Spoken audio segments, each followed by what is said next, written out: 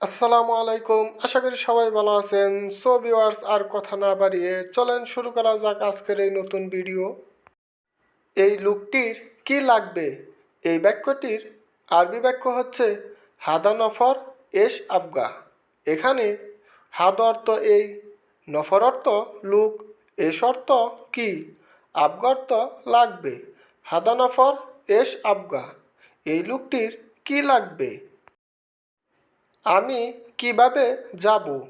এই বাক্যটির আরবি বাক্য হচ্ছে আনা কেফ রো। এখানে আনা অর্থ আমি, কেফ অর্থ কিভাবে, রো মানে যাব। আনা কেফ রো, আমি কিভাবে যাব। আজ অতিরিক্ত ঠান্ডা। এই বাক্যটির আরবি বাক্য হচ্ছে আলিয়াম বারিদ জিয়াদা। এখানে আলিয়াম অর্থ আজ, বারিদ অর্থ ঠান্ডা, জিয়াদ অর্থ অতিরিক্ত। আলিয়াম বারিদ জিয়াদা, আজ অতিরিক্ত ঠান্ডা।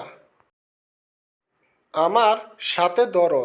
এই বাক্যটির আরবি বাক্য হচ্ছে এমশিক সাওয়া সাওয়া আনা।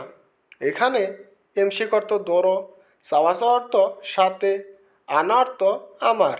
এমশিক সাওয়া সাওয়া আনা, আমার সাথে ধরো। এটা গরম, ধরো না। এই বাক্যটির আরবি বাক্য হচ্ছে হাদা হার মা এমশিক।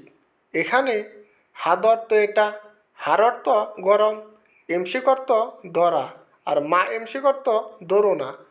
হাদা হার মা এমশিক, এটা গরম, ধরো না। সবাই এটা ভেবেছিল। এই বাক্যটির আরবি বাক্য হচ্ছে কুল্লু নফর ফিক্কির হাদা। এখানে কুল্লু অর্থ সব, নফর অর্থ লোক, ফিক্কির অর্থ ভেবেছিল, হাদা অর্থ এটা। কুল্লু নফর ফিক্কির হাদা, সবাই এটা ভেবেছিল। আসো একসাথে বসি। এই বাক্যটির আরবি বাক্য হচ্ছে তাল সাওয়া সাওয়া ইজলিশ। এখানে তাল অর্থ আসো, সাওয়া সাওয়া অর্থ সাথে বা একসাথে, ইজলিশ অর্থ বসি। তাল সাওয়া সাওয়া ইজলিশ, আসো একসাথে বসি। তোমার কিছু লাগবে। এই বাক্যটির আরবি বাক্য হচ্ছে ইনতা আবগা সাই। এখানে ইনতা অর্থ তুমি, আবগা অর্থ লাগবে, সাই অর্থ কিছু। ইনতা আবগা সাই, তোমার কিছু লাগবে। কিন্তু তুমি আরবি বুঝো না। এই বাক্যটির আরবি বাক্য হচ্ছে লেকিন ইনতা মাফি মালুম আরবি। এখানে লেকিন অর্থ কিন্তু, ইনতা অর্থ তুমি, মাফি মালুম অর্থ বুঝো না, আরবি অর্থ আরবি।